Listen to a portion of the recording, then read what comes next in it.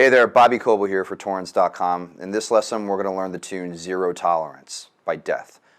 This is another song that's from the Symbolic CD, which came out in '95, which I was very fortunate to have been a part of. In this tune, we're going to learn all the solo stuff, okay? I'm going to teach you Chuck's solos, and then I'm going to teach you mine as well. So we're going to learn pretty much everything guitar-wise that goes on in this tune.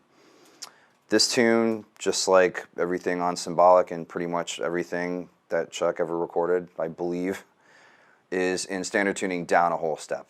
So that means from low to high, the strings are D, G, F, goes D, G, C, F, A, and then high D. Okay, so standard tuning down a whole step.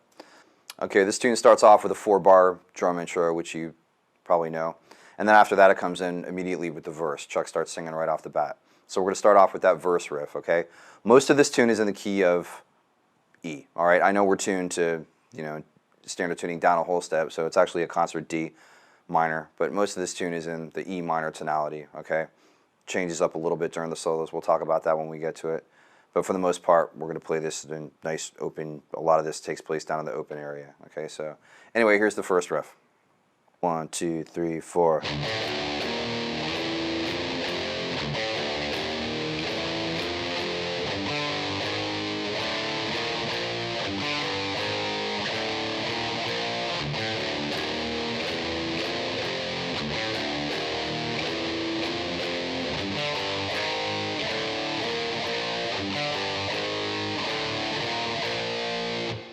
Okay, pretty straightforward, mostly power chords. Let's go through it really slow one time. 1, 2, 3, 4.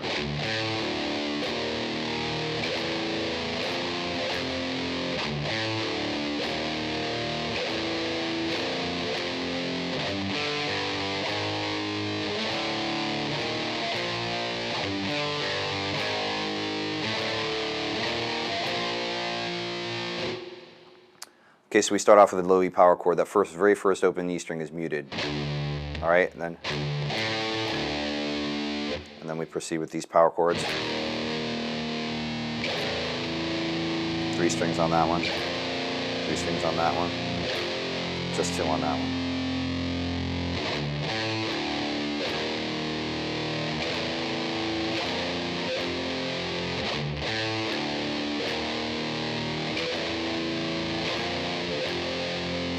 The same exact thing down a string. So now we're on the fifth, starting on the 5th string.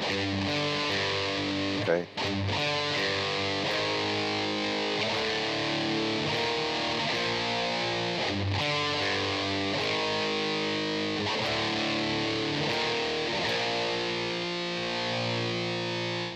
Okay, now at this point we get to Chuck's first solo.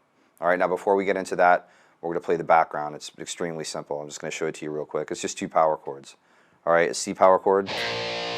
Again, it's concert B flat, but I tend to refer to the chords as they are in standard tuning. Just I think that's less confusing. C power chord, and then just down a half step to B. Then that repeats back to C. Back to B again. Okay, a very simple harmonic background to the solo. All right, so now I'll play the solo, and then we'll talk about it. All right, 1, 2, 3, 4.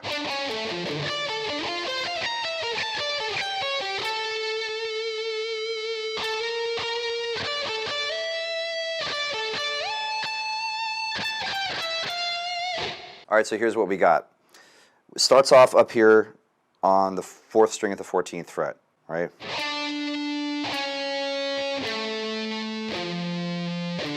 All right, now it gets a little muddy on the recording right there towards the end. I'm going with that, all right, because I think that's pretty close to what he played. Plus, I just like the sound of that particular group of notes anyway. If you had to put a name to that, it would be an E minor major 7th arpeggio.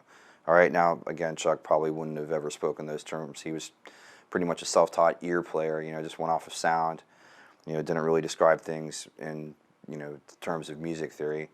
But he definitely came up with some extremely awesome sounds, obviously. So anyway, here's that first little arpeggio, if you want to call it that. Right? And then we start going up into these things that kind of became a trademark in his riffs and solos. These type of things here, okay?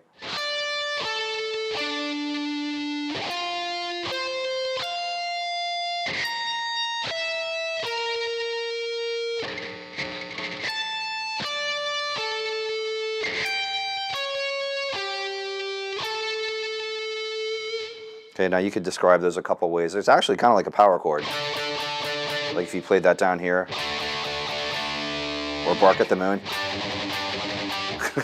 All right, it's kind of like a power chord. All right.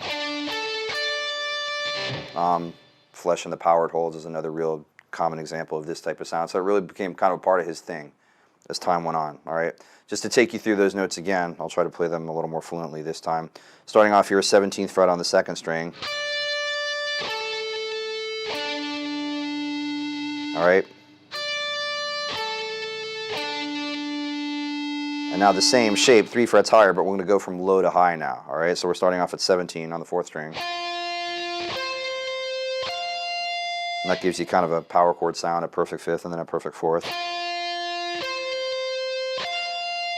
Now the same shape down a string, okay, so we're moving the same shape right down. Now you get a little more of a dissonant intervallic thing going on, a little more of a tritone sound. Okay, definitely cool sounding. That moves back to this, 19, 17, 16. And that moves back to this, the tritone thing again, this time starting on 17. 17, 16, 14, and then the last note of this little lick, 16 on the 3rd string. All right, so to take you through that little, power chord intervallic sounding section, one more time from here, 14 on the 4th string. I lied, we're starting here, 17 on the 2nd string. Not really paying attention to pick direction right now, just getting the notes. Then up 3 frets,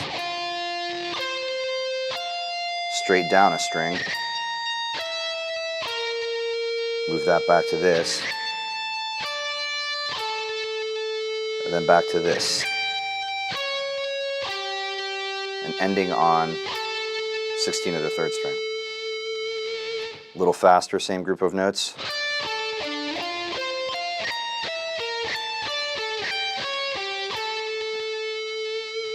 Now that time I tried to use the fingering I think Chuck probably would have used. He was really big into these 3 fingers, 1, 2, and 3. Definitely used his pinky a lot of the time, but for a lot of the little pattern like things he did, he stuck with these 3 fingers. So I tried to simulate that. As far as pick direction is concerned, you can really pick it however you want. The way I have a tendency to do this kind of thing, if I'm going from a high note to a lower, high to low, I have a tendency to do it like this, down, up, up. That just feels natural for me. I use all downstrokes when I'm going from low to high. And then down, up, down, up, down, down. That just feels natural to me, but you can do it however you want to do it. The notes are what's important, not so much the right hand pattern for this particular solo. So anyway, here's the whole thing. I'm going to play it at a slow tempo, and then we'll kick it back up to normal speed. 3, 4, 1.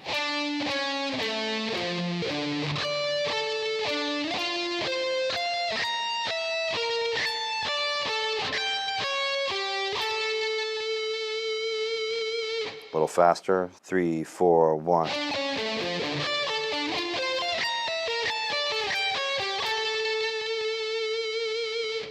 So now we're into the second half of the solo. Okay, not as many notes, a little more kind of a lyrical, slidey kind of thing going on. I'll play it and then we'll talk about it. All right, 3, 4.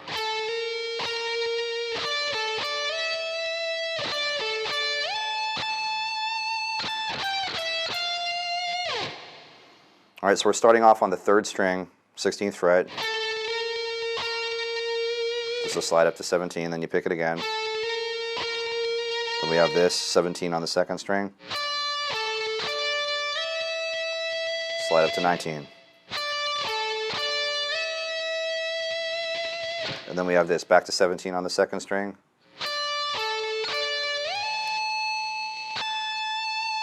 All the way up to 24. Hopefully you have a 24th fret on your guitar. If not, you can just find a different spot to do this. If you don't have a 24th fret, you may have to do it here. Back to the 1st string, 12, 12, 12, 12, and then slide up to 19 like that. But just assuming you have a 24 fret guitar, goes like this. And then just single notes all on the 2nd string. 24, 22, 19, 20. Use whatever fingers you want, you know, it doesn't really matter when it's this slow. So here's that second half of the solo one more time, slower, and then a little bit faster. 3, 4.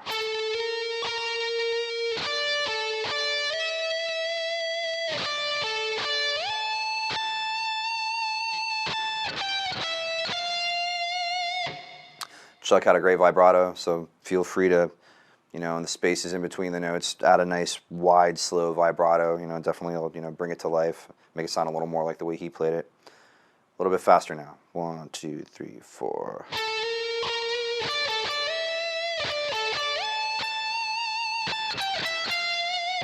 Okay, so now here's the whole solo, that whole first solo, slower and then at more like normal speed. 3, 4, 1.